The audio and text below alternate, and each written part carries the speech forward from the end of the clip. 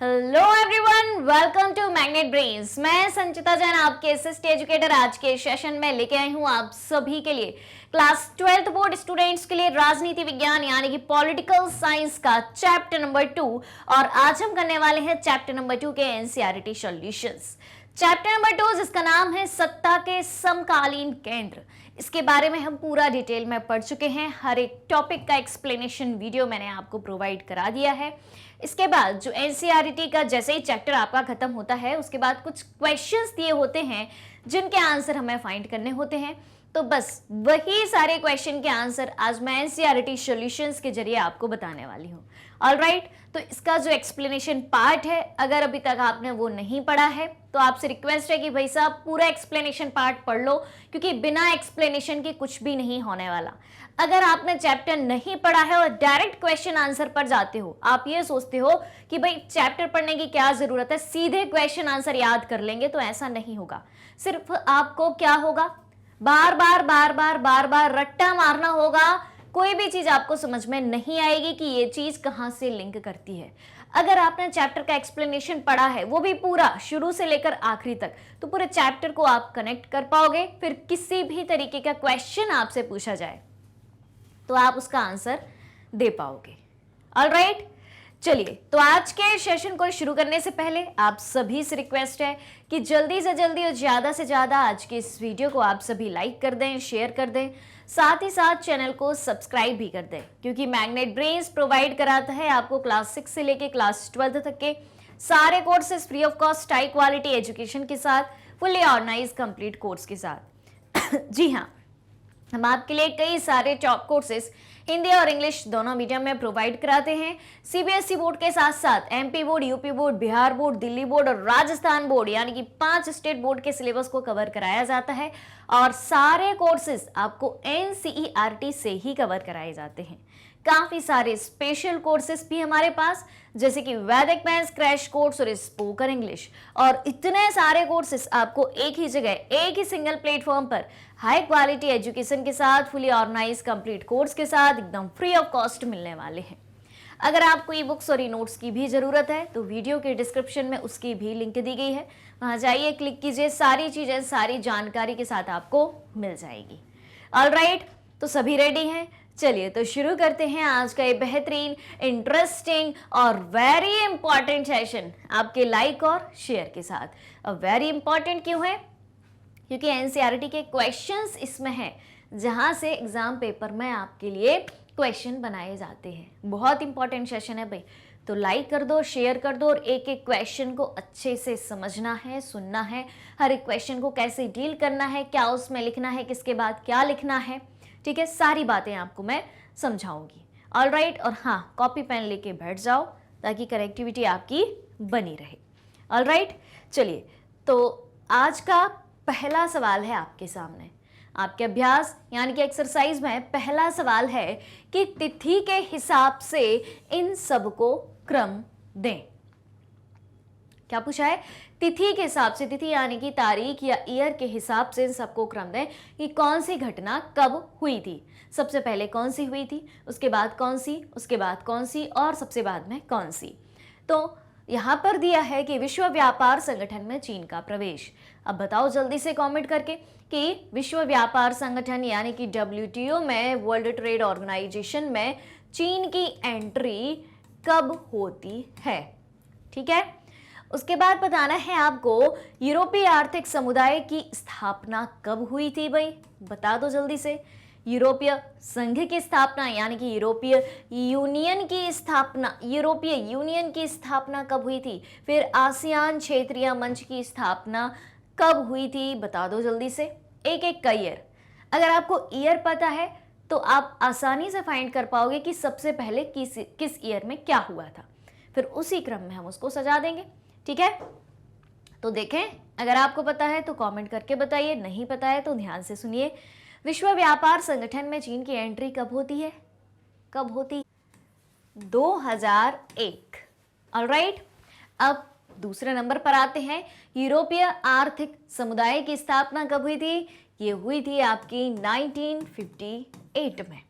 फिर यूरोपीय संघ की स्थापना 1992 1992 में। और आसियान क्षेत्रीय मंच की स्थापना, आसियान की स्थापना कब हुई थी, जिसमें टोटल 10 मेंबर हैं, इसकी स्थापना हुई थी आपकी 1967 में। अच्छा, एक बात बताइए, यूरोपीय संघ की स्थापना 1992 में हुई थी, ये तो हम जान चुके हैं, लेकिन इसमें टोटल मेंबर कितने हैं प्रेजेंट में, 27। ठीक, ये बात आपको याद रखनी है। ठीक है, और 1967 में आसियान की स्थापना हुई थी, इसमें टोटल मेंबर कितने हैं, 10 है। अब इनको क्रम में सजा लें। चलिए, तो सबसे पहले कौन सा ईयर आएगा, सबसे पहले कौन सा आएगा, 1958 आएगा। उसके बाद क्या आएगा, 1967 आएगा, फिर आएगा 1992 और फिर आएगा आखिरी में 2001। देखें, चलिए, तो यूरोपीय आर्थिक समुदाय की स्थापना 1951 नंबर 1, आसियान क्षेत्रीय मंच की स्थापना नंबर 2 1967। ठीक है, और इसके बाद यूरोपीय संघ की स्थापना 1992 नंबर 3। ठीक है, और विश्व व्यापार संगठन में चीन का प्रवेश नंबर 4 2001।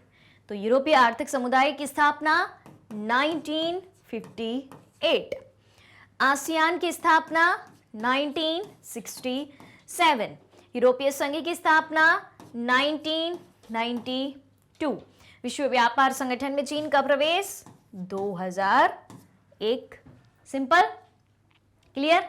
चलिए, तो स्क्रीनशॉट लेना चाहें तो वो ले लें, ताकि एक ही स्लाइड में, एक ही पेज में आपको सारे ईयर मिल जाएंगे, आपको खोजना नहीं पड़ेंगे, बार बार याद करने के लिए दिक्कत नहीं होगी। ठीक है, चलिए नेक्स्ट है आसियान वे या आसियान शैली क्या है। जब आसियान के बारे में मैंने आपको पढ़ाया था, तो इसकी शैली यानी कि इसके काम करने का तरीका क्या है, ये भी बताया था। 4 ऑप्शन दिए हैं, कोई एक आंसर होगा। ऑप्शन देख लेते हैं। आसियान के सदस्य देशों की जीवन शैली है आसियान वे। आसियान सदस्यों के अनौपचारिक और सहयोगपूर्ण कामकाज की इस शैली को कहा जाता है आसियान वे या आसियान शैली।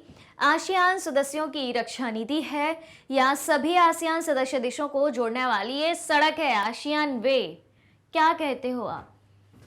वे से तो यही समझ में आता है कि रास्ता है यानी कि सड़क है, पर क्या इसके अलावा कुछ और भी हो सकता है, लेकिन शैली से ये समझ में आता है कि कोई रास्ता नहीं है, कोई सड़क नहीं है। ठीक है, काम करने का तरीका है। तो देखें क्या होगा इसका सही आंसर, ऑप्शन बी, आसियान वे या आसियान शैली आसियान सदस्यों के अनौपचारिक और सहयोगपूर्ण कामकाज की शैली को कहा जाता है। टोटल मेंबर कितने हैं? 10 मेंबर हैं इसके, और स्थापना कब हुई थी? 1967 में। क्लियर? स्थापना के समय कितने देश थे, या संस्थापक देशों की हम बात करें तो टोटल कितने थे? 5 थे, और 5 देश बाद में जुड़े। चलिए, हाँ, क्वेश्चन नंबर 3 है, ये भी ऑब्जेक्टिव टाइप है। क्वेश्चन है कि इनमें से किसने खुले द्वार की नीति अपनाई? मुक्त द्वार की नीति या खुले द्वार की नीति? कभी कभी इसको मुक्त द्वार की नीति भी आपको लिखा मिलेगा। मुक्त द्वार की नीति या खुले द्वार की नीति किसने अपनाई? चीन ने, यूरोपीय संघ ने, जापान ने, या फिर अमेरिका ने? बता दो जल्दी से कमेंट करके, क्या होगा इसका सही उत्तर? तेजी से आंसर आना चाहिए, बहुत आसान है, बहुत आसान है भाई। देखें तो इसका सही आंसर है चीन। खुले द्वार की नीति से क्या मतलब है चीन का? पहले चीन क्या था? पहले चीन एक तरीके की बंद अर्थव्यवस्था थी, यानी कि दुनिया के देशों से इसने संपर्क तोड़ दिया था, खासतौर से पूंजीवादी देशों से, पूंजीवादी अर्थव्यवस्था से। और किस प्रकार की अर्थव्यवस्था अपनाई थी इसने? साम्यवादी, साम्यवादी अर्थव्यवस्था को चीन ने अपना लिया था, यानी कि कम्युनिज्म को अपना लिया था। ठीक है, क्लियर हो रही है बात? लेकिन बाद में जब चीन खुद में डेवलप हो गया, चीन ने क्या किया? पहले बंद हो गया एक तरीके से, दुनिया के देशों से संपर्क तोड़ लिया, और चीन के पास जो रिसोर्सेज थे उनका यूज करके ही वो अपने प्रोडक्ट बनाता था और खुद का डेवलपमेंट करने लगा। किसी दूसरी कंट्री से जो है रॉ मटेरियल को भी नहीं मंगाता था, उसके बाद जब खुद में चीन डेवलप हो गया, हर एक प्रोडक्ट बनाने लगा, उसके बाद उसने दुनिया के लिए द्वार खोले, जिसे कहा जाता है खुले द्वार की नीति। ऑलराइट, दुनिया के देशों के साथ फिर आर्थिक संबंध चीन ने स्थापित करे। चलते हैं आगे।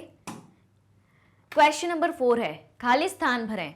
खालिस्तान में पहला खालिस्तान है, ध्यान से सुनना, ठीक है। तो अभी तक हमने क्या कर लिया, पहले क्वेश्चन में क्रम में सजाया घटनाओं को, तो उससे हमें यह पता चल गया कि किस समय कौन सी घटना घटी, यानी कि इस चैप्टर का बेसिक हमें पता चल गया क्वेश्चन नंबर 1 से कि कब कब क्या क्या हुआ और इसमें हमें क्या क्या आगे पढ़ना है। फिर 2 ऑप्शन करे हमने, 2 ऑब्जेक्टिव टाइप क्वेश्चन करे। उसके बाद अब हम खालिस्तान को भी भरेंगे। तो 1962 में भारत और चीन के बीच खालिस्तान और खालिस्तान को लेकर सीमावर्ती लड़ाई हुई थी। देखो भाई, 1962 में भारत चीन युद्ध हुआ था, बिल्कुल हुआ था, लेकिन किस कारण से हुआ था? सीमावर्ती लड़ाई, बॉर्डर को लेकर लड़ाई। तो कहां कहां की लड़ाई थी? तो अरुणाचल प्रदेश के कुछ इलाकों को चीन अपने कब्जे में करना चाहता था, और जो लद्दाख का अक्साई क्षेत्र है, अक्साई चीन क्षेत्र है, उसको भी, तो अक्साई चीन क्षेत्र पर चाइना का अभी भी कब्जा है, लेकिन भारत के लोग कहते हैं कि ये लद्दाख का पार्ट है। तो इसको लेकर सीमावर्ती लड़ाई हुई थी भारत और चीन में 1962 में। ऑलराइट, ये बात याद रखनी है कि 2 मुद्दों को लेके, 2 बॉर्डर को लेकर लड़ाई हुई थी। उसके बाद देखें ऑप्शन खालिस्तान भी है, आसियान क्षेत्रीय मंच के कामों में खालिस्तान और खालिस्तान करना शामिल है।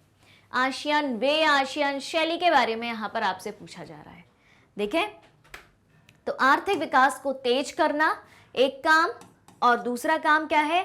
सामाजिक एवं सांस्कृतिक विकास प्राप्त करना। ठीक, अब तीसरी बात क्या है? तीसरा खालिस्तान क्या है? चीन ने 1972 में क्या पूछा है? चीन ने 1972 में खालिस्तान के साथ 2 तरफा संबंध शुरू करके अपना एकांतवास समाप्त किया। बता दो जल्दी से। चीन ने 1972 में खालिस्तान के साथ 2 तरफा संबंध शुरू करके अपना एकांतवास समाप्त किया। 1950 से चाइना ने क्या किया था? खुद को बंद कर लिया था, खास तौर से पूंजीवादी अर्थव्यवस्था से संबंध तोड़ लिया था, साम्यवादी अर्थव्यवस्था को अपना लिया था। लेकिन उसके बाद चीन ने खुद के रिसोर्सेज को यूज करके खुद के प्रोडक्ट बनाए, खुद का डेवलपमेंट किया। उसके बाद 1972 में किस देश के साथ 2 तरफा संबंध शुरू करके अपना एकांतवास खत्म किया? देखें, अमेरिका के साथ। और अमेरिका की अर्थव्यवस्था कैसी थी? पूंजीवादी अर्थव्यवस्था थी। ऑलराइट, चलिए, तो ये 3 खालिस्तान हुए आपके। अब चौथा खालिस्तान है, योजना के प्रभाव से 1948 में यूरोपीय आर्थिक सहयोग संगठन की स्थापना हुई। किस योजना के प्रभाव से?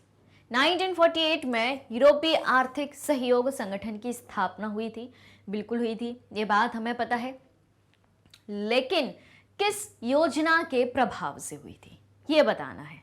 बता दो जल्दी से कमेंट करके, तेजी से आंसर आना चाहिए भाई। खालिस्तान योजना के प्रभाव से 1948 में यूरोपीय आर्थिक सहयोग संगठन की स्थापना हुई। देखें, कौन सी योजना थी वो? तो ये थी मार्शल योजना। मार्शल योजना के प्रभाव से 1948 में यूरोपीय आर्थिक सहयोग संगठन की स्थापना हुई। नेक्स्ट है, आसियान का एक स्तंभ है। खालिस्तान आसियान का एक स्तंभ है जिसके सदस्य देशों की सुरक्षा के मामले देखता है। आसियान के 3 स्तंभों के बारे में हमने पढ़ा है। कितने? टोटल 3 स्तंभ। तो कौन सा स्तंभ है जो इसके सदस्य देश, कितने सदस्य देश हैं? 10, जो इसके 10 सदस्य देशों की सुरक्षा के मामले को देखता है, तो वो है आपका आसियान सुरक्षा समुदाय। ऑलराइट, चलिए, तो 5 फिलिंग द ब्लैंक्स भी हमने कर लिए, यानी कि खालिस्तान कर लिए। अब देखते हैं अगला क्वेश्चन किस टाइप का आता है। चलो भाई, अब आता है असली सवाल, ठीक है, यानी कि प्रॉपर आंसर लिखना होगा, आगे पीछे कोई हिंट नहीं होगी। अभी तक क्या था भाई? क्रम में सजाना है, ईयर पता है, सजा देंगे।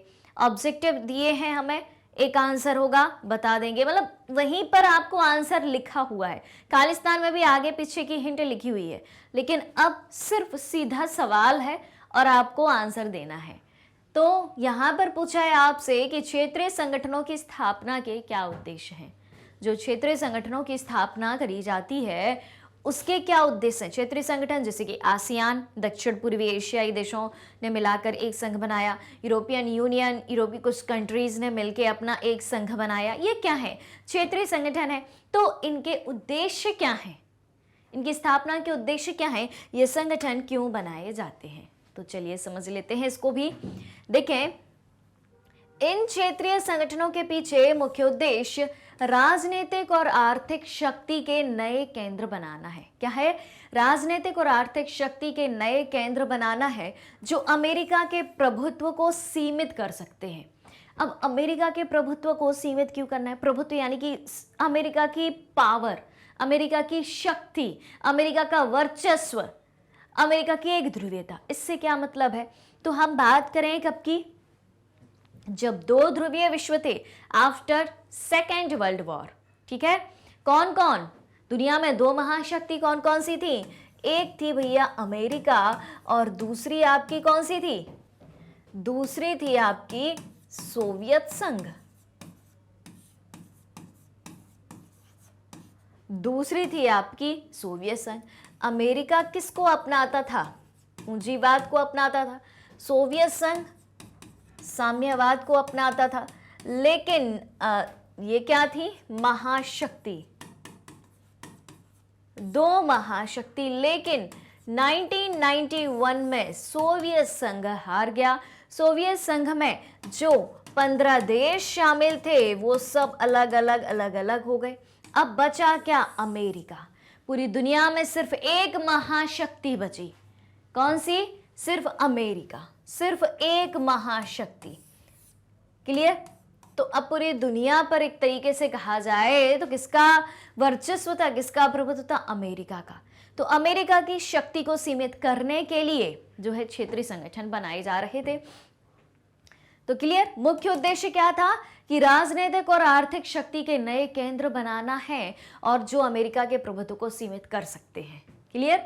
तो कई संगठन, अब पहला पॉइंट देखना, कई संगठन और क्षेत्रीय शक्तियां जो कि यूरोपीय संघ हैं और एशिया में विशेष रूप से association of south east Asian nation का उदय हुआ।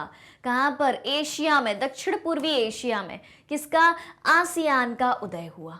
ठीक है, एक यूरोपीय संघ यूरोप में और दक्षिण पूर्वी एशिया में। एशिया में खासतौर से कहा? दक्षिण पूर्वी एशिया में। किसका? आसियान का। यूरोपीय संघ की स्थापना कब हुई? बता दो जल्दी से। यूरोपीय संघ की स्थापना 1992। आसियान की स्थापना 1967। भाई छोड़ना नहीं है, हर एक पॉइंट में पिछले पॉइंट्स को जोड़ते जाना है। जो चीज जिससे लिंक करती है, कनेक्ट करती है, वो नोट करते जाना है, रिपीट करते जाना है। ठीक है, ताकि चीजें याद में बनी रहे। फिर दूसरी बात क्या है? कि ये संगठन विश्व राजनीति में बहुत महत्वपूर्ण भूमिका निभाते हैं और ये संगठन अंतर्राष्ट्रीय शांति और सहयोग के लिए भी काम करते हैं, जो इस समय दुनिया के लिए सबसे ज़्यादा जरूरी है, सबसे ज़्यादा आवश्यक है। ऑलराइट, चलिए, तो ये बात हो गई। अब देखें, महाशक्तियों के कई युद्धों और वर्चस्व ने छोटे राष्ट्रों को पूरी तरीके से नष्ट कर दिया है। जो महाशक्तियों ने युद्ध लड़े, ठीक है, महाशक्तियों के कई युद्ध ने और वर्चस्व ने छोटे राष्ट्रों को पूरी तरह नष्ट कर दिया और विश्व राजनीति में अब मानवतावादी अधिकार सबसे बड़ा मुद्दा है। तो ये बात हो गई किसके बारे में? क्षेत्रीय संगठनों के बारे में, कि क्षेत्रीय संगठनों की शुरुआत क्यों हुई और ये किस किस क्षेत्र में किस किस तरीके से काम कर रहे हैं। ऑलराइट, चलिए, तो 5 सवाल हो चुके हैं। अब जल्दी से मुझे चेक करके बता दो कि आपने लाइक शेयर बराबर से किया है कि नहीं किया है, और सबसे जरूरी बात, चैनल को सब्सक्राइब किया है कि नहीं। अगर नहीं किया है तो सबसे पहले चैनल को सब्सक्राइब करो, आज के सेशन को लाइक करो, शेयर करके लोगों तक पहुंचाओ और बता दो कि क्लास 12th के पॉलिटिकल साइंस के वीडियोस आपको मिलने चालू हो गए हैं, जो magnet brains Hindi medium channel पर रोज रात को 10 बजे आपको मिलते हैं। ठीक है, क्लियर है? और हाँ, सबको ये भी बता देना है कि मैग्नेट ब्रेन्स आपको क्वालिटी एजुकेशन फुली ऑर्गेनाइज्ड वे में क्वालिटी कंटेंट के साथ एकदम फ्री ऑफ कॉस्ट प्रोवाइड कराता है। ठीक है, चलिए, नेक्स्ट है क्वेश्चन नंबर 6। क्या कहता है? 6वां सवाल, भौगोलिक निकटता का क्षेत्रीय संगठनों के गठन पर क्या असर होता है? आपसे पूछा गया है कि भौगोलिक निकटता का क्षेत्रीय संगठनों के गठन पर क्या असर होता है? बता दो जल्दी से, कौन बताएगा इसका आंसर? भौगोलिक निकटता का क्षेत्रीय संगठनों के गठन पर क्या असर पड़ता है? कोई समझ पा रहा है इस क्वेश्चन को? अगर समझ पा रहे हैं तो आंसर जरूर देना है। क्लास 12th स्टूडेंट हैं आप, अगले साल आप कॉलेज में पहुंच जाएंगे भाई। सबसे पहली चीज आपको क्या आनी चाहिए? कठिन से कठिन सवाल को समझना, और जहां आप सवाल को समझ गए मतलब आंसर आ गया। क्लियर हो रही है बात? चलिए आते हैं आंसर की तरफ। तो देखें, क्षेत्रीय संगठनों के निर्माण में भौगोलिक विशेषताओं ने अपनी महत्वपूर्ण भूमिका निभाई है। ठीक, तो देखो, अब सबसे पहली बात तो ये होती है कि आखिर क्षेत्रीय संगठन क्या होती है? क्षेत्रीय संगठन या रीजनल ऑर्गेनाइजेशन हम किसे कहेंगे? रीजनल ऑर्गेनाइजेशन जो किसी एक क्षेत्र विशेष में हो और उस क्षेत्र विशेष के सदस्यों ने मिलके ही बनाए हो। जैसे कि फॉर एग्जाम्पल हम बात करें किसकी? यूरोपीय संगठन की। ठीक, तो यूरोपीय संगठन जो है, कहाँ के देश शामिल हैं इसमें? यूरोप के ही देश शामिल हैं। ठीक, यूरोप के कुछ क्षेत्र के, पूरे यूरोप के देश शामिल ही हैं। उसके बाद हम बात करें दूसरी, जो कि इस चैप्टर में हमने पढ़ा है, आसियान। ठीक है, इसमें कहाँ के देश शामिल है? दक्षिण पूर्वी एशियाई देश। कहाँ के देश? दक्षिण पूर्वी एशियाई देश इसमें शामिल है। ऑलराइट, तो ये क्षेत्र विशेष ही हुआ कि यूरोप की कुछ कंट्री इसमें शामिल है, दक्षिण पूर्वी एशिया के कुछ देश शामिल हैं। तो मतलब एक भौगोलिक क्षेत्र के, एक भौगोलिक क्षेत्र यानी कि एक फिजिकल रीजन के कंट्रीज इसमें शामिल हैं। तो सबसे पहले हम क्या लिखेंगे इसके इंट्रो में कि क्षेत्रीय संगठनों के निर्माण में भौगोलिक विशेषताओं ने महत्वपूर्ण भूमिका निभाई है। अब कैसे निभाई है? तो एक एक पॉइंट यहाँ पर हम देख लेते हैं कि राष्ट्र जो एक दूसरे के करीब हैं, राष्ट्र जो एक दूसरे के करीब हैं, वे एक संगठन बना सकते हैं। ठीक है, अब दो चार कंट्री आसपास हैं, वो अपना संगठन बना सकते हैं। जैसे कि हम बात करें कि चलो भारत है, चीन है, नेपाल है, भूटान है, पाकिस्तान है, अफगानिस्तान है, श्रीलंका है, म्यांमार है, ये बना सकते हैं एक संगठन, बिल्कुल बना सकते हैं, ताकि वे उन पर बेहतर काम कर सकें। अब आसपास हैं, सारे पड़ोसी देश हैं, तो सब साथ में मिलकर काम करेंगे। जैसे कि मान लो आपके मोहल्ले में कुछ काम होना हो, ठीक है, कुछ काम होना है, कुछ कार्यक्रम होना है, कुछ प्रोग्राम होना है। अब आपके सारे पड़ोसी मिलजुल कर काम करेंगे तो वो आसानी से हो जाएगा। और अगर आपके पड़ोसी सहयोग नहीं देंगे, आप दूसरे मोहल्ले से लोगों को बुलाएंगे तो काम में थोड़ी तो उठापटक होगी, काम थोड़ा तो बेकार होगा। ठीक, काम करने में दिक्कत तो आएगी। तो जो राष्ट्र एक दूसरे के करीब हैं, वे एक संगठन बना सकते हैं ताकि उन पर बेहतर काम कर सकें। फिर हम यूरोपीय संघ और आसियान के उदाहरण को देख सकते हैं। वही उदाहरण मैंने अभी आपको बताया। ठीक है, जो मूल रूप से राष्ट्र हैं और जो सीमाओं में एक दूसरे के करीब हैं।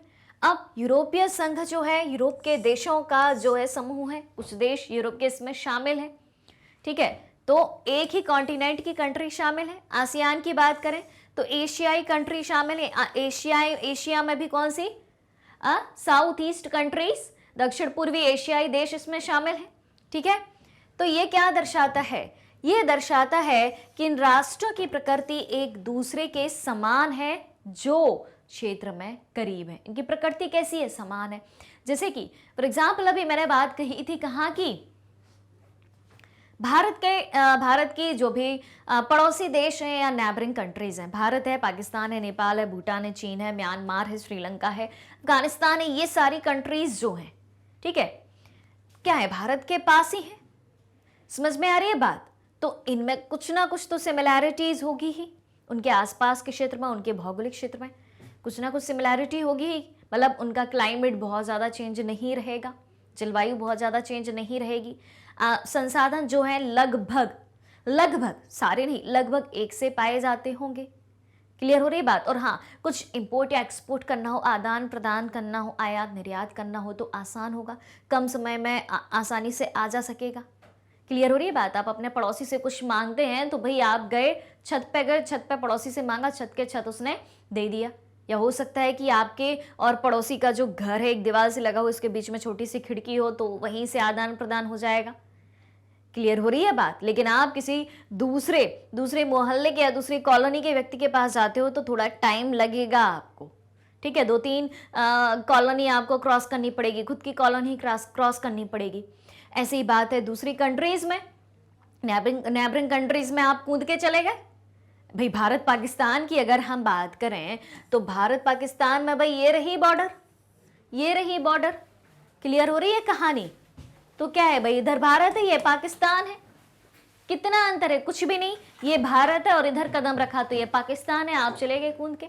इधर चाइना है, इधर नेपाल है, भूटान है, आसान है जाना। समझ में आ रही बात? लेकिन अब भारत के लोगों को यूरोपियन कंट्री में जाना हो, अफ्रीका की कंट्री में जाना हो तो समय लगेगा कि नहीं लगेगा? क्लियर है? तो जब हम भौगोलिक निकटता को क्षेत्रीय संगठन के मामले में देखते हैं तो यह दर्शाता है कि इन राष्ट्रों की प्रकृति एक दूसरे के समान है जो क्षेत्र में करीब है। तो समझ में आई बात कि भौगोलिक निकटता का क्षेत्रीय संगठनों पर क्या असर पड़ता है, क्षेत्रीय संगठनों के गठन पर क्या असर पड़ता है। ठीक, चलिए अगला पॉइंट है इसी में कि इन संगठनों में राष्ट्रों की भौगोलिक स्थिति एक महत्वपूर्ण भूमिका निभाती है।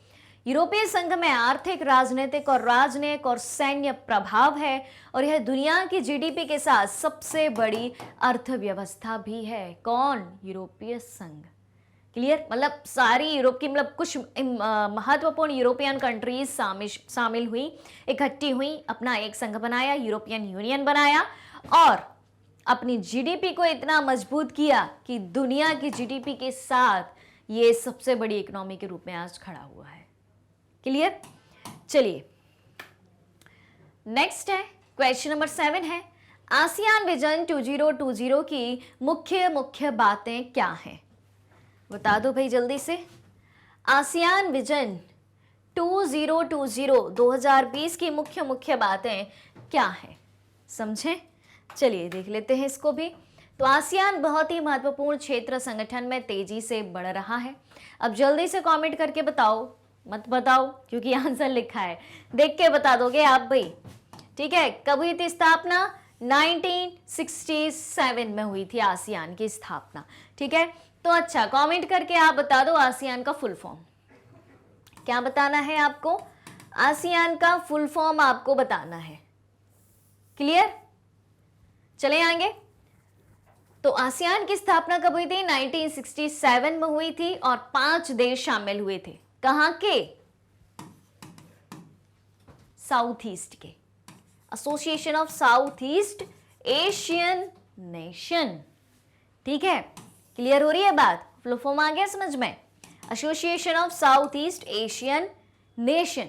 तो शुरुआत में जब इसकी स्थापना हुई 1967 में, तो इसमें 5 कंट्री शामिल थी, 5 देश शामिल थे। वो कौन से 5 देश थे? इंडोनेशिया, मलेशिया, फिलीपींस, सिंगापुर और थाईलैंड, ठीक। फिर 5 कंट्री और बाद में इसमें शामिल हो गई। तो अभी प्रेजेंट की अगर हम बात करें तो प्रेजेंट में इसमें 10 देश हैं, ठीक है। ये स्थापना के समय थे, इन 5 देशों ने मिलकर 1967 में स्थापना करी थी। अब आसियान विजन 2020 की मुख्य बातों के बारे में हमें पता करना है, तो अब उस तरफ चलते हैं हम। तो इसके विजन 2020 ने अंतर्राष्ट्रीय समुदाय में, इंटरनेशनल कम्युनिटी में आसियान के लिए एक बाहरी भूमिका को परिभाषित किया है और यह क्षेत्र में संघर्षों पर बातचीत की मौजूदा आसियान नीति को बनाता है और आसियान कंबोडियन संघर्ष, पूर्वी तिमोर संकट को भी समाप्त करता है और सालाना पूर्वी एशियाई सहयोग को भी पूरा करता है। हम कह सकते हैं कि आसियान एक विकासशील और बहुत ही सफल संगठन है। तो ये रही इसकी 2020 की मुख्य बातें। अगली बात करते हैं क्वेश्चन नंबर 8 के साथ। आसियान समुदाय के मुख्य स्तंभों और उनके उद्देश्यों के बारे में बताइए। तो भैया एक बार जल्दी से चेक करके बताओ कि लाइक शेयर किया है कि नहीं। उसके बाद इसके स्तंभों के बारे में जानेंगे। आप जानते हैं कि इसके स्तंभ कितने हैं? आसियान के मुख्य स्तंभों के बारे में भी हमने टॉपिक में पढ़ा था, चैप्टर में जब ये टॉपिक आया था इसके एक्सप्लेनेशन वीडियो में हमने पढ़ा है, और आसियान का पूरा एक सेपरेट वीडियो मैंने प्रोवाइड करवाया है आपको। ठीक, तो आसियान समुदाय के मुख्य स्तंभ और उनके उद्देश्यों के बारे में बताइए। तो चलिए देख लेते हैं। आसियान, आसियान यानी कि association for south east Asian Nations, ये हो गया इसका फुल फॉर्म। ठीक है, एसोसिएशन, ध्यान से सुनना, association for south east Asian nation, याद रहेगा, दक्षिण पूर्वी एशियाई देशों का संगठन। इसकी स्थापना कब हुई? 1967 में 5 देशों के द्वारा की गई। कौन कौन थे? इंडोनेशिया, मलेशिया, सिंगापुर, और 2 देशों के नाम आप कमेंट करके बताएंगे। ठीक है, अब इसके उद्देश्य की बात करें, इसका मुख्य उद्देश्य क्या था? तो आसियान का मुख्य उद्देश्य सामाजिक प्रगति और सांस्कृतिक विकास के माध्यम से आर्थिक विकास को आगे बढ़ाना है। क्या करना है? आर्थिक विकास को आगे बढ़ाना है। यह राष्ट्रों के बीच शांति और स्थिरता के लिए भी काम करता है, और यह राष्ट्रों के बीच शांति और सहयोग का संबंध चाहता है, तथा ताकि इन राष्ट्रों में समृद्धि ला सके, जो यूरोपीय राष्ट्रों की तरह बड़ी अर्थव्यवस्थाएं नहीं है। इस उद्देश्य पर ध्यान देना। देखो, जितने भी इसके देश हैं उनके बीच शांति रहे, स्थिरता रहे, सभी कंट्री एक दूसरे का सहयोग करें, जो भी 10 कंट्री हैं। ठीक है, और राष्ट्रों के बीच शांति और सहयोग का संबंध चाहता था। क्यों? ताकि राष्ट्रों में समृद्धि ला सके, 10 देश विकास कर सके, विकसित अर्थव्यवस्था में जुड़ सके, जो यूरोपीय राष्ट्रों की तरह बड़ी अर्थव्यवस्थाएं नहीं है। यूरोपियन कंट्रीज क्या है? यूरोपियन यूनियन की कंट्रीज क्या है? डेवलप्ड कंट्रीज हैं। तब तो वो दुनिया की सबसे मजबूत जीडीपी के रूप में खड़ी हुई हैं। ठीक है, तो जीडीपी के मामले में दुनिया की सबसे बड़ी इकोनॉमी के रूप में वो खड़ी हुई हैं। तो जो कंट्रीज, खासतौर से आसियान में शामिल जो 10 देश हैं, वो किसको टक्कर दे सके? यूरोपियन कंट्रीज को टक्कर दे सके, खुद की अर्थव्यवस्था को मजबूत बना सके। कैसे? आपस में सहयोग के माध्यम से। ठीक है, क्लियर? चलिए, अब इन वर्षों में 5 अन्य राष्ट्र भी आसियान में शामिल हुए, जिन्होंने इनकी ताकत को कितना बढ़ाया? 10 तक बढ़ाया। क्लियर? तो अब प्रेजेंट की अगर हम बात करें तो वर्तमान में टोटल कितनी कंट्री इसमें शामिल है? आसियान में टोटल 10 कंट्री इसमें शामिल है। अब आसियान समुदाय में 3 स्तंभ भी शामिल हैं। वो 3 स्तंभ कौन कौन से हैं देख लेते हैं। आसियान सुरक्षा समुदाय, हमसे स्तंभों की बात कही गई थी, मतलब आपसी सुरक्षा और सहयोग को बढ़ावा देना है, 10 कंट्री एक दूसरे की सुरक्षा करेंगी। आसियान आर्थिक समुदाय, आर्थिक रूप से एक दूसरे को मजबूत बनाने का प्रयास करेंगी। आसियान सामाजिक सांस्कृतिक समुदाय, आसियान कंट्रीज जो 10 कंट्री हैं एक दूसरे के साथ सामाजिक और सांस्कृतिक संबंध स्थापित करके रखेंगी। तो ये क्या हो गए? इसके 3 स्तंभ भी हो गए। ऑलराइट, तो आसियान के बारे में जितनी भी जानकारी थी, चाहे आसियान की स्थापना हो, संस्थापक देश हो, प्रेजेंट में टोटल कंट्रीज हो, आसियान शैली हो, आसियान के मुख्य उद्देश्य हो और आसियान के 3 स्तंभ हो, अभी तक क्वेश्चन नंबर 8 तक हम इतना कर चुके हैं, इतना पढ़ चुके हैं। तो अगर यहाँ तक कोई डाउट हो तो बताइए, आपके हर एक सवाल का जवाब आप तक पहुँचाया जाएगा। ऑलराइट, चलें आगे। चलिए क्वेश्चन नंबर 9 है, आज की चीनी अर्थव्यवस्था नियंत्रित अर्थव्यवस्था से किस प्रकार अलग है? तो चलिए समझते हैं इसको भी। देखें, आर्थिक रूप से पिछड़े कम्युनिस्ट चीन पूंजीवादी दुनिया के साथ अपने संबंधों को गंभीर बनाना चाहते हैं। ठीक है, अब पहले क्या था? पहले की अगर हम बात करें 1950 के आसपास की, ठीक है, कब की? 1950 के आसपास की। चीन ने क्या किया था? चीन ने क्या किया था? जो पूंजीवादी अर्थव्यवस्था थी, पूंजीवादी अर्थव्यवस्था कहाँ की थी? अमेरिका की थी और पश्चिमी यूरोपियन कंट्रीज की थी। ठीक है, वेस्टर्न यूरोपियन कंट्रीज और अमेरिका की अर्थव्यवस्था कैसी थी? पूंजीवादी अर्थव्यवस्था थी। तो उनके साथ इनने संबंध तोड़ लिया और ये हो गए बंद।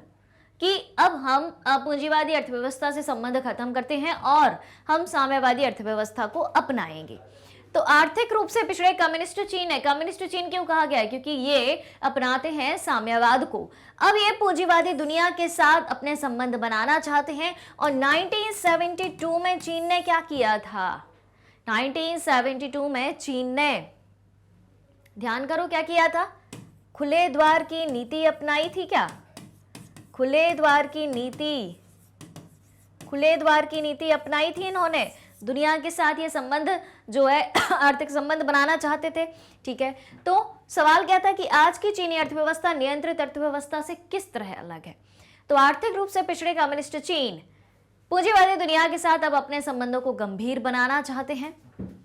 इनका मॉडल क्या है? कृषि से संचित एक राज्य के स्वामित्व वाले भारी उद्योग क्षेत्र का निर्माण करना था। ये क्या कर रहे थे?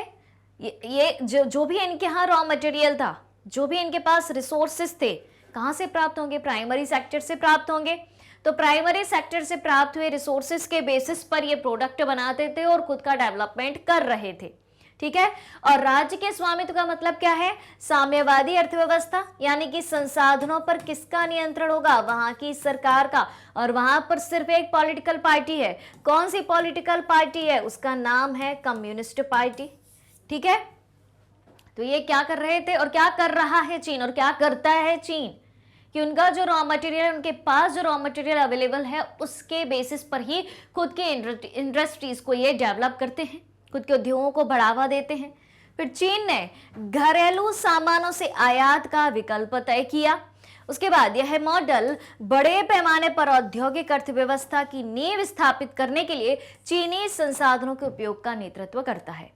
सीधी सी बात है, चीन के पास जो रिसोर्सेस हैं उन्हीं से वो प्रोडक्ट बनाता है और खुद की अर्थव्यवस्था को इंडस्ट्रियल इकोनॉमी के रूप में चेंज करना चाहता है, औद्योगिक अर्थव्यवस्था के रूप में। और चेंज किया है चीन ने। प्रेजेंट की बात पूछी गई है कि प्रेजेंट की चाइना की इकोनॉमी एक नियंत्रित इकोनॉमी से किस तरीके से अलग है। तो चीन ने सारे रिसोर्सेस खुद के यूज करे और उनको यूज करके खुद के प्रोडक्ट बनाए, खुद की इकोनॉमी को इंडस्ट्रियल इकोनॉमी में चेंज किया, औद्योगिक अर्थव्यवस्था में चेंज किया। और आप देखें, दुनिया की हर जगह चाइना के प्रोडक्ट बहुत ज्यादा बिकते हैं। भारत में तो हर जगह चाइना के प्रोडक्ट आपको दिख जाएंगे। आखिर क्यों? क्योंकि चाइना के प्रोडक्ट होते हैं सस्ते क्यों होते हैं भाई? दूसरी कंट्री में वही प्रोडक्ट महंगे मिलते हैं। तो भैया इनके यहाँ की देखो खुद के रिसोर्स का यूज कर रहे हैं ये। ठीक, इनके खुद के रिसोर्सेस हैं, खुद के संसाधन हैं। दूसरे देशों से संसाधन को आयात नहीं करते हैं, ये इंपोर्ट नहीं कराते, तो वो एक्स्ट्रा चार्ज इनको नहीं लगता। दूसरी बात ये, इनकी जो लेबर कॉस्ट है वो बहुत ज्यादा कम है। ठीक है, मजदूरी बहुत ज्यादा कम है यहाँ पर और हर एक व्यक्ति रोजगार में लगा हुआ है। आप जाओगे आपको मजदूर खोजने पड़ेंगे, व्यक्ति फालतू बैठे रहेंगे लेकिन हर तरीके का काम करना कोई नहीं चाहेगा। लेकिन चीन में हर एक व्यक्ति हर तरीके का काम कर लेता है, रोजगार भरपूर मात्रा में है लोगों के पास चीन में। क्यों? क्योंकि हर व्यक्ति हर एक काम करता है। क्लियर हो रही है बात? तो जब खुद के रिसोर्सेस होंगे, लेबर कॉस्ट कम होगी तो प्रोडक्ट भी सस्ता बनेगा तो सस्ता बिकेगा। क्लियर हो रही है बात? तो इस तरीके से इन्होंने खुद की इकोनॉमी को इंडस्ट्रियल इकोनॉमी में चेंज किया है और ये दुनिया की नियंत्रित अर्थव्यवस्था से अलग है। ठीक है, चलिए अब देखें अगला पॉइंट क्या है कि कुछ वर्षों के भीतर चीन इस प्रणाली द्वारा कई विकासशील देशों से आगे निकल गया। चीन आगे है, बिल्कुल आगे, भारत से काफी आगे है। तो चीन ने अपने नागरिकों को शिक्षित करने और उनके लिए बेहतर स्वास्थ्य सुनिश्चित करने पर भी ध्यान दिया। चीन ने कहा कि सबसे पहले सिटीजन्स को एजुकेशन दो, उनकी हेल्थ पे खर्च करो। क्योंकि सिटीजन क्या है? नागरिक क्या है? नागरिक ही एक ह्यूमन रिसोर्स है, मानव संसाधन है, मानव पूंजी है। और कोई भी मनुष्य या कोई भी मानव संसाधन की हम बात करें, आप और हम अभी क्या है? संसाधन है। लेकिन एक संसाधन एक पूंजी में कन्वर्ट कब होता है?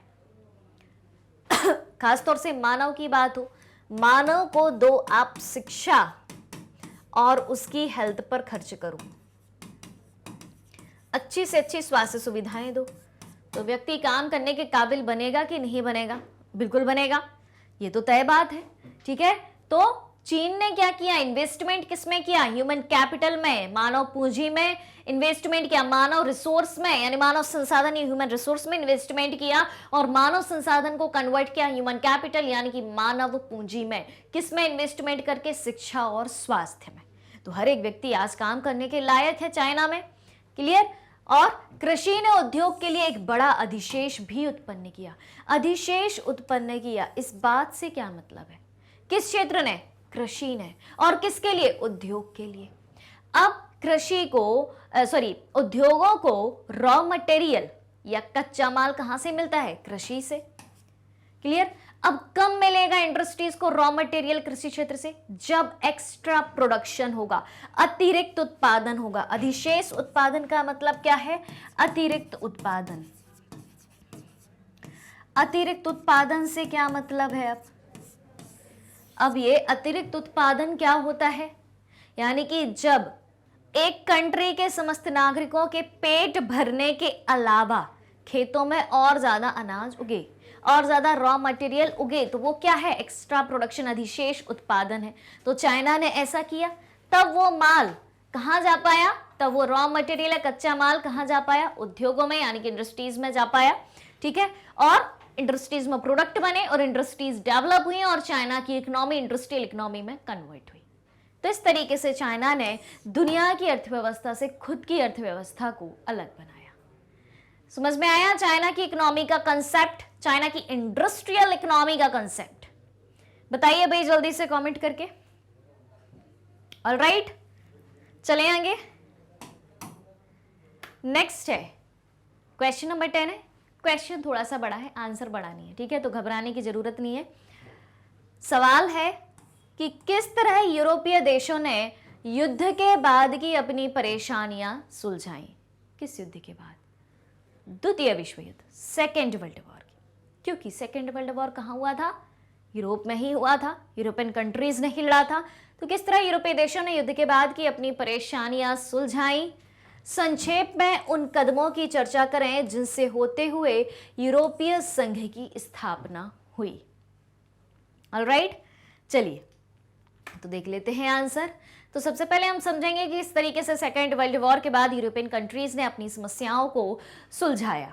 ठीक है, और यह भी बताना है कि कैसे कैसे आगे बढ़ते बढ़ते यूरोपियन कंट्रीज ने यूरोपीय संघ की स्थापना करी। एक सवाल में दो बातें हमसे पूछी गई हैं। पहले पहली बात पर चर्चा कर लेते हैं। ठीक, चलिए, तो दूसरे विश्व युद्ध के कारण यानी कि सेकेंड वर्ल्ड वॉर के कारण यूरोपीय राष्ट्रों में भारी विनाश हुआ और इन राष्ट्रों के बीच वैचारिक और समाजशास्त्रीय अंतर थे। ठीक है, अब देखो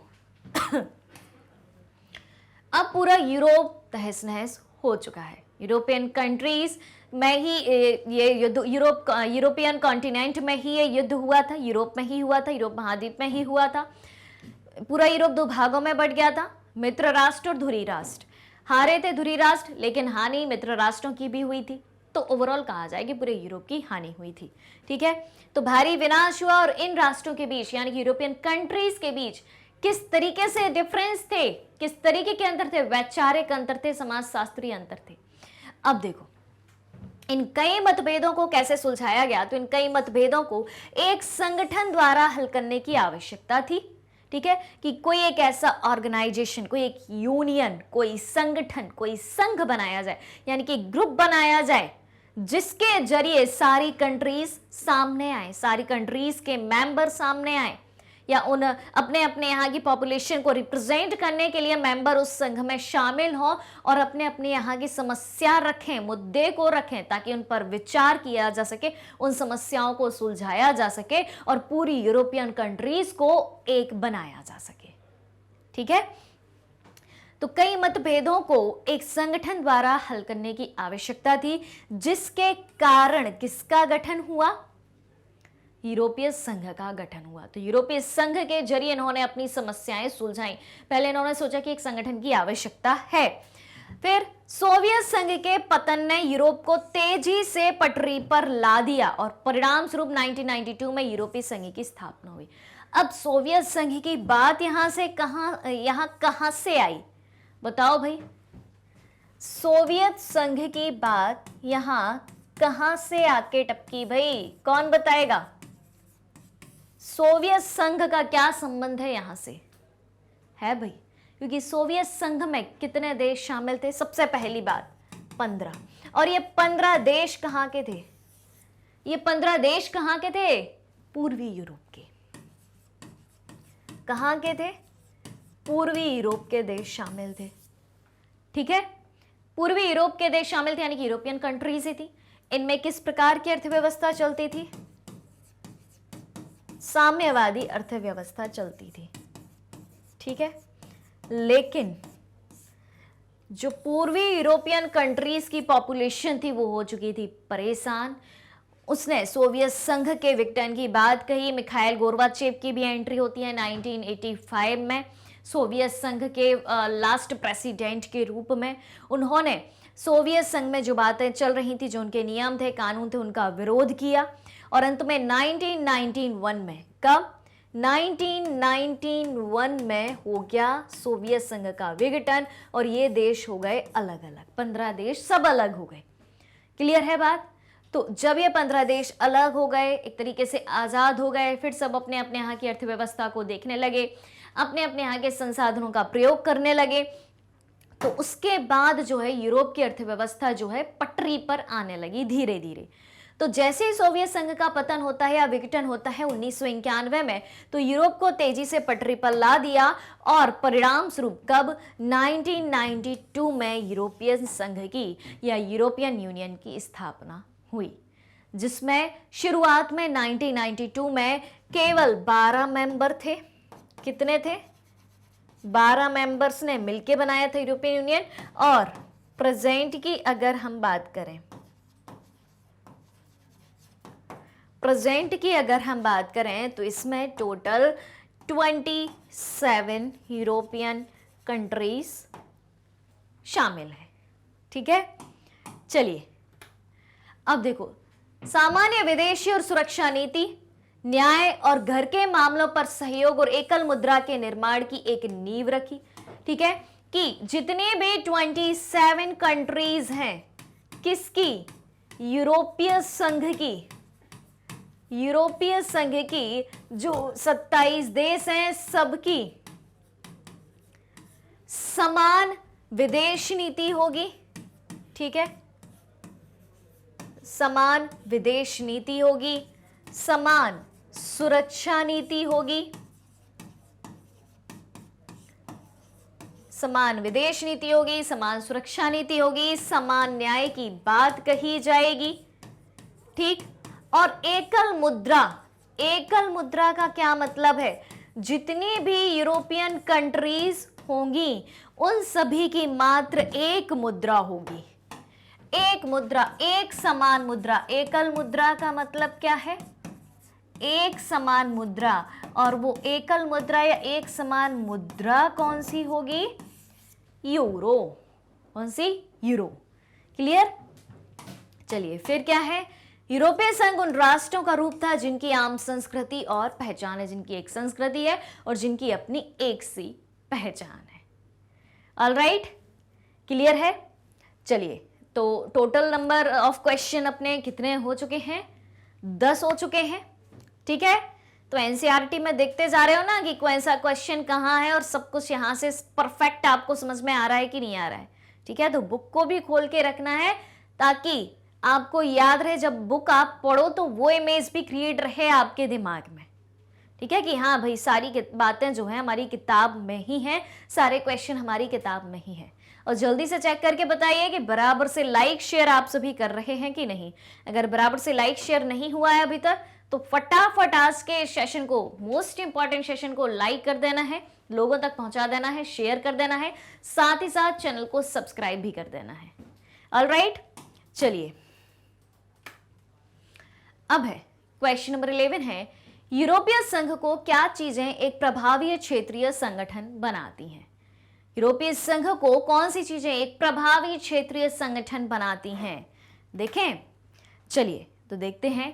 पहली बात क्या है, कि यूरोपीय संघ उन महत्वपूर्ण देशों का एक समूह है जिनके पास सामान्य मुद्रा और विदेशी नीतियां हैं। एक समान मुद्रा है, ठीक है, और विदेशी नीतियां हैं। मुद्रा क्या है इनकी? यूरो, ठीक है। एक सी मुद्रा है, कितनी कंट्री की?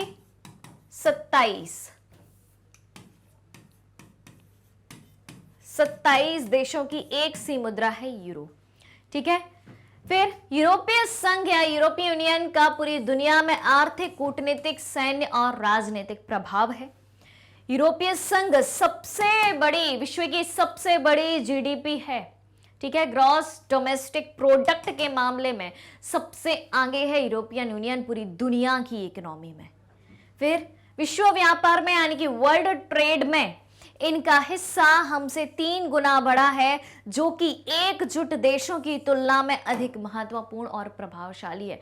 पूरे वर्ल्ड ट्रेड में, विश्व व्यापार में इनका हिस्सा कितना है? 3, हमसे भी 3 गुना है। क्लियर? फिर इसकी आर्थिक शक्ति अपने निकटतम पड़ोसियों के साथ साथ एशिया और अफ्रीका को भी प्रभावित करती है।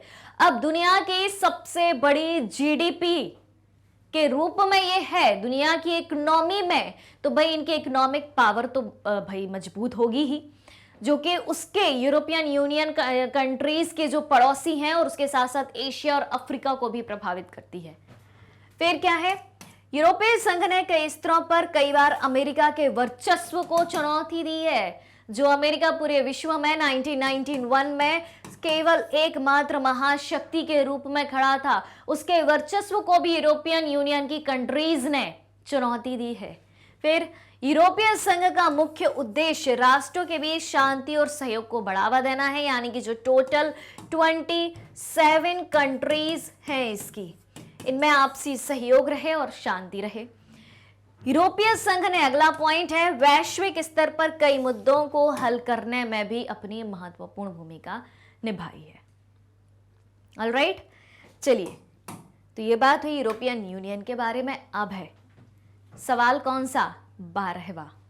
तो देखो भाई, चीन और भारत की उभरती अर्थव्यवस्थाओं में मौजूद एक ध्रुवीय व्यवस्था को चुनौती दे सकने की क्षमता है। क्या आप इस कथन से सहमत हैं? कथन को सुनना। जो चीन और भारत की इकोनॉमी तेजी से आगे बढ़ रही है, इस इकोनॉमी में यानी कि चीन और भारत की अर्थव्यवस्थाओं में मौजूदा एक ध्रुवीय विश्व व्यवस्था को चुनौती दे सकने की क्षमता है। जो एक ध्रुवीय विश्व, अमेरिका की बात हो रही है, उस महाशक्ति की बात हो रही है कि उसको चुनौती दे सकने की क्षमता है चीन और भारत की बढ़ती हुई, उभरती हुई इकोनॉमी में। क्या आप इस स्टेटमेंट से एग्री करते हैं? क्या आप इस कथन से सहमत हैं? अपने तर्कों से अपने विचारों को पुष्ट करें। लॉजिक के जरिए आंसर बताना है अगर आप इस कथन से सहमत हैं तो चलिए देख लेते हैं। हम आधुनिक दुनिया में चीन के उदय को स्पष्ट रूप से देख सकते हैं। बिल्कुल, चाइना के प्रोडक्ट हर एक मार्केट में आपको देखने को मिलेंगे। नियमित रूप से और विश्व स्तर पर चीन के साथ पुनर्मिलन के लिए आर्थिक शक्ति बन गई है। चीन की अर्थव्यवस्था का एकीकरण और विश्व राजनीति में चीन का वर्चस्व काफी स्पष्ट दिखाई देता है। विश्व राजनीति में चीन के उदय का डर भी दिखाई देता है कि विश्व राजनीति में चीन ना कूद पड़े। और लैटिन अमेरिका और अफ्रीका में भारी निवेश ने इसे वैश्विक खिलाड़ी बना दिया है। चीन ने लैटिन अमेरिका में भी इन्वेस्टमेंट किया और अफ्रीका में भी इन्वेस्टमेंट किया है, जिसने चीन को वर्ल्ड लेवल का इकोनॉमिक प्लेयर बना दिया है। ठीक, फिर भारत की उभरती शक्ति, अभी चाइना की शक्ति के बारे में बात करी थी, अब भारत की बात आई है कि भारत की उभरती शक्ति विभिन्न स्तरों के माध्यम से काफी दिखाई देती है।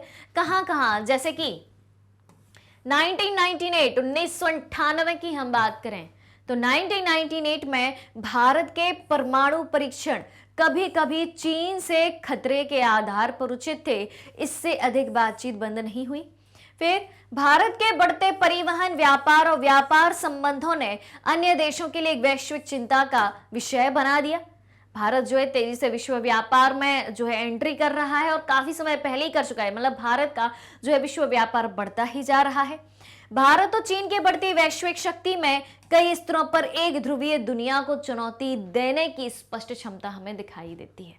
यानी कि चीन जो कर रहा है और चीन के एग्जाम्पल जो हमें सामने दिखाई देते हैं और भारत ने जो जो किया है, भारत ने जो पावर हासिल किया है, उन फैक्ट्स के आधार पर हम कह सकते हैं कि हाँ भाई ये एक ध्रुवीय विश्व को चुनौती दे सकता है।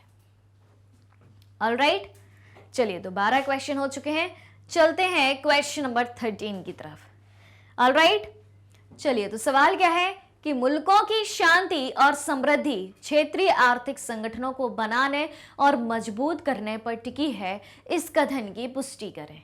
क्या कहा गया है कि मुल्कों की शांति और समृद्धि क्षेत्रीय आर्थिक संगठनों को बनाने और मजबूत करने पर टिकी हुई है। मुल्क यानी कि देशों की शांति और समृद्धि क्षेत्रीय आर्थिक संगठनों को बनाने और मजबूत करने पर टिकी हुई है। जो क्षेत्रीय आर्थिक संगठन बनाए जा रहे हैं, जैसे कि आसियान, जैसे कि यूरोपीय संघ, ठीक, जैसे कि सार्क, जैसे कि ब्रिक्स, इन सब के नाम आपने सुने होंगे। इस चैप्टर में भले हम इन दो के बारे में बात करें, लेकिन जितने भी क्षेत्रीय संगठन है, रीजनल ऑर्गेनाइजेशन है, उनके नाम आपने सुने होंगे। G7 की हम बात करें, G8 की हम बात करें, G20 की हम बात करें, ठीक है, ये क्या है, सब रीजनल ऑर्गेनाइजेशन है, क्षेत्रीय संगठन है। तो जब ये क्षेत्रीय संगठन मजबूत होते हैं तो इन संगठनों में जो भी कंट्री शामिल होती हैं, उन कंट्रीज में आपस में तो शांति होती है और समृद्धि की ओर ये आगे बढ़ते हैं, ठीक है। तो बस यही कहा गया है कि मुल्कों की शांति और समृद्धि क्षेत्रीय संगठनों को बनाने और उनको मजबूत करने पर टिकी हुई है। अगर क्षेत्रीय संगठन है, आसियान में जो देश शामिल है उनमें शांति रहेगी, उनमें समृद्धि रहेगी। किसी भी क्षेत्रीय संगठन में जो कंट्री शामिल है उनमें शांति रहेगी, समृद्धि रहेगी, ये बात कही गई है, ठीक है। तो ये कथन सही है या नहीं? सही है, तो बताइए कैसे सही है। देखें तो देखो, लोगों के सर्वांगीण विकास के लिए विश्व में शांति एवं व्यवस्था का होना आवश्यक है। बिल्कुल सही बात है। इसके साथ साथ प्रत्येक देश का आर्थिक विकास होना भी आवश्यक है। शांति भी हो, लोग अच्छे से रहें, खुश होकर रहें और लोगों का आर्थिक विकास हो, तीनों बातें होनी चाहिए। फिर इन दोनों शर्तों को क्षेत्रीय आर्थिक संगठन बनाकर पूरा किया जा सकता है। किसको? कि भाई शांति भी हो और आर्थिक विकास भी हो। इन दोनों को हम कैसे प्राप्त कर सकते हैं किसी भी देश में? जब हम एक क्षेत्रीय संगठन बनाएंगे, ठीक है। क्योंकि हमें खतरा किससे रहता है? पड़ोसियों से खतरा रहता है। भारत को खतरा किससे? पाकिस्तान से है, चाइना से है। समझ में आ रही है बात? तो अगर पाकिस्तान, चाइना, नेपाल, भूटान, म्यांमार, श्रीलंका, इन सबको मिला के एक संगठन बना दिया जाए तो दिक्कत होगी क्या भारत को? नहीं होगी। सारी कंट्री एक समूह में बंधी हुई है, सबको एक दूसरे का सपोर्ट करना है। तो यही बात कही गई है कि अगर हमें शांति चाहिए और आर्थिक विकास चाहिए तो इन दोनों शर्तों को हम कैसे पूरा कर सकते हैं? एक क्षेत्रीय आर्थिक संगठन बनाकर, रीजनल इकोनॉमिक ऑर्गेनाइजेशन को बनाकर। तो इसलिए कहा जाता है कि विश्व शांति एवं समृद्धि के लिए क्षेत्रीय आर्थिक संगठन नेसेसरी है, ठीक।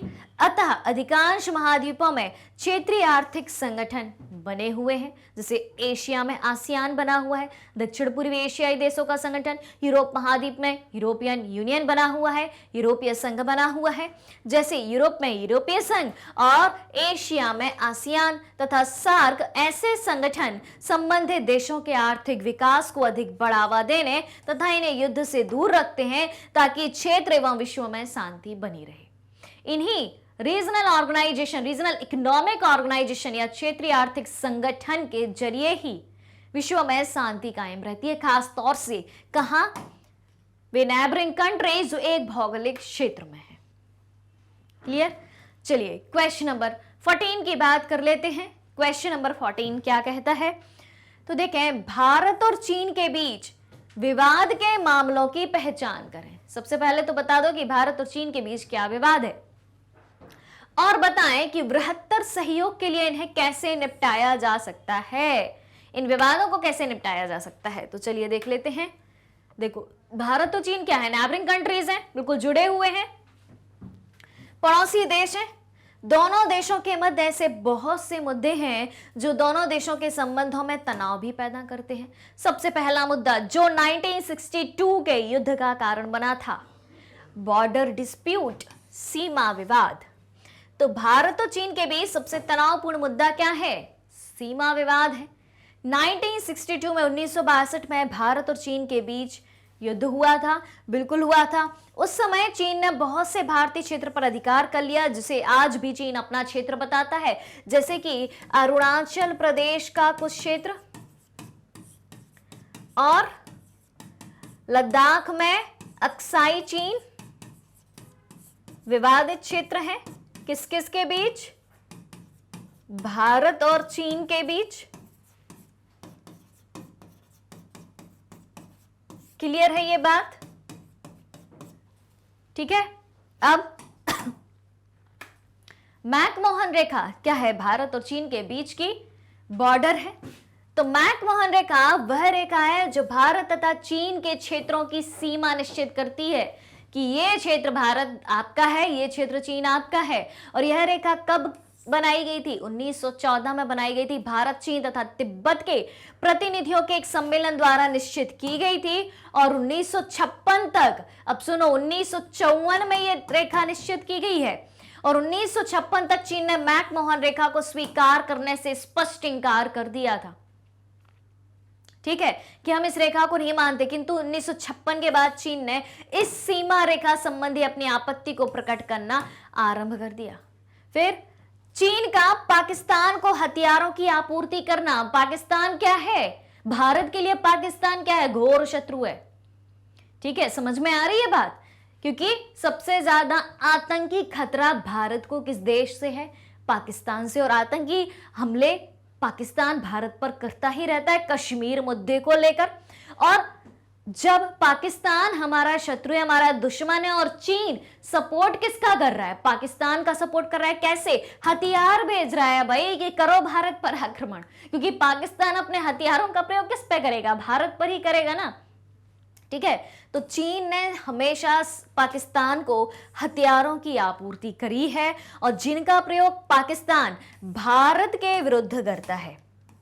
किसके विरुद्ध करता है? भारत के विरुद्ध करता है। और इसके लिए भारत ने कई बार चीन से अपना विरोध भी जताया है। तो इन सब मामलों के कारण भारत और चीन की एकदम ठनी रहती है, एकदम 36 का आंकड़ा इनका चलता रहता है। ठीक है, किस किस के कारण? मैकमोहन रेखा के कारण, चीन का पाकिस्तान को हथियारों की आपूर्ति करना और सीमा विवाद। तो ये सारी बातें जो हैं किसको दर्शाती हैं? भारत और चीन के बीच में डिस्प्यूट यानी कि विवाद को दर्शाती हैं।